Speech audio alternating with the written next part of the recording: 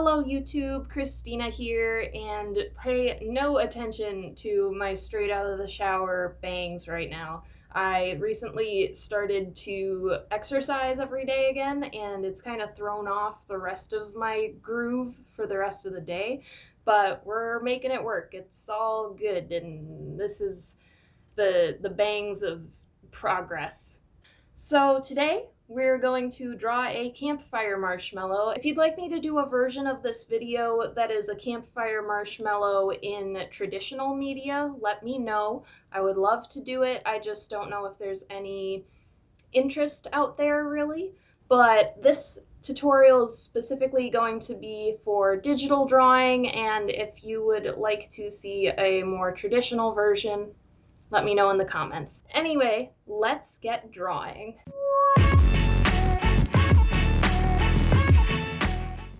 So we've got our canvas here, and basically the shape of a marshmallow is something that you can look up reference photos for on Google very easily. If you look up campfire marshmallow or campfire marshmallow art, there's a lot of stuff out there that can kind of guide you on how to make this shape. The kind of angle that I was going for here was to be looking down the campfire stick at the bottom of the marshmallow, which is why you're seeing me kind of map out the stick going into the marshmallow. The marshmallow kind of has a bell shape to it. And then I move on to drawing the background, and this is just a preliminary sketch. You don't have to worry about things overlapping, but basically just some rocks at the bottom, and then a teepee with some varying logs at the top. You definitely want to have the audience see some of the round tops of the logs just to give it a little bit of three-dimensional feel.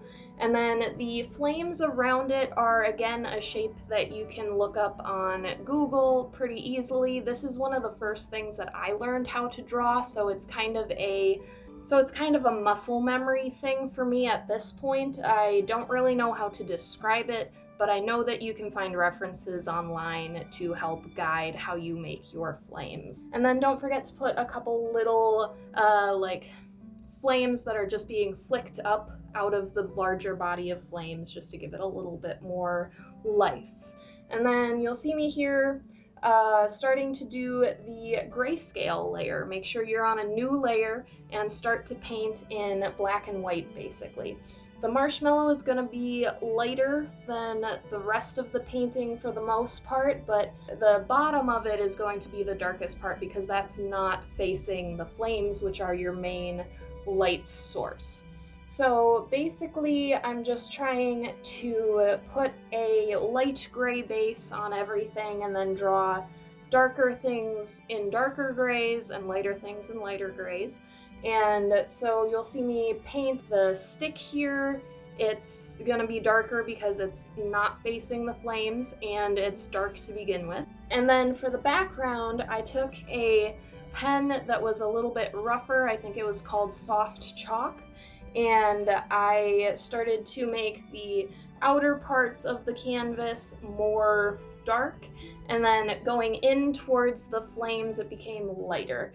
And then I gave the underneath the rocks and kind of underneath the marshmallow itself, I gave things shadows.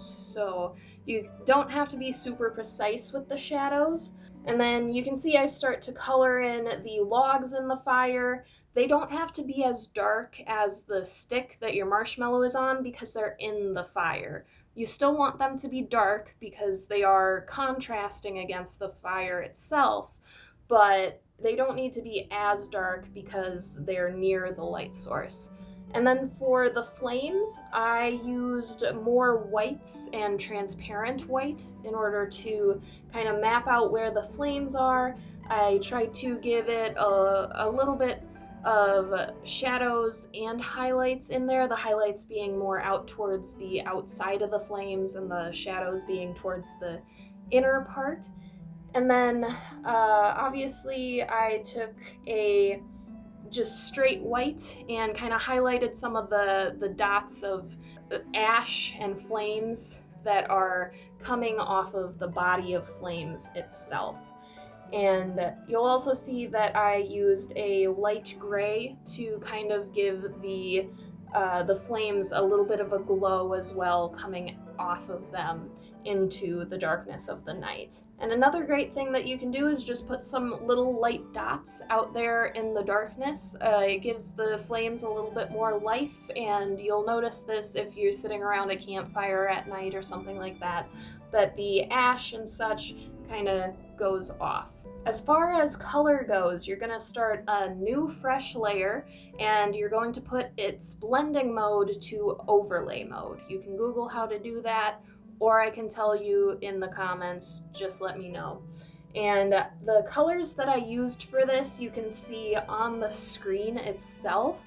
I took a color palette from a couple of different pieces that I liked, and then I kind of used different colors based off of those color palettes to make this piece. I really wanted the piece to be a little bit more pastel than it turned out, but that's just not a style that I'm used to, so it didn't quite turn out that way.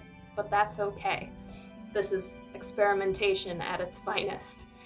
So going into exactly what you're gonna do here, you're gonna color in your marshmallow with some light peaches and some of just the lighter colors in that color palette. And then for the background, I actually used a dark purple for the way back and the rocks and the shadows, basically. And then I used a lighter blue for the kind of glow that the fire gives off.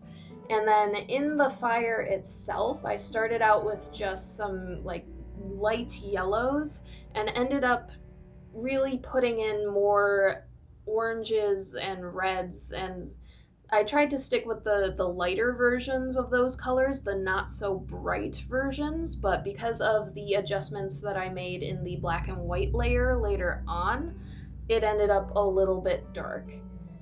So you can see me kind of adjust these things here towards the end, and I will color in the marshmallow stick as well. And that just was a dark brown with a little bit of a dark blue shadow. You don't have to get super crazy with the colors on this one. Just because it's supposed to be kind of muted and not like a crazy fire in your face, but more of a muted, laid back campfire. And that's why I chose the colors that I did. And you can adjust the lights and the shadows to have a little bit of orange in them. As you see, I kind of played around with it a little bit and put the orange more in the glow of the fire than in the heart of it. And thankfully, blue is very much a fire color when you get into more hot fires, so it all just kind of came together really well.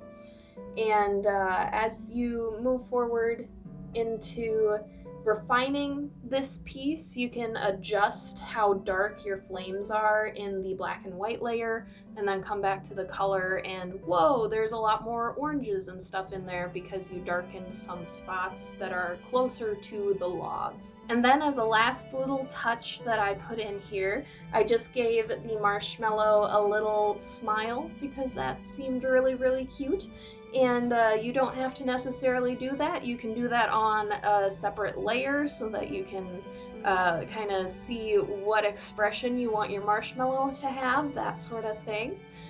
But that's basically how you draw a campfire marshmallow. It's not a super hard process, and I really enjoyed it myself, so I hope that whenever you get the chance to do a little bit of doodling, you consider making a campfire marshmallow. I think we all need to feel a little bit warmer at the moment. It has gotten very, very chilly as of late.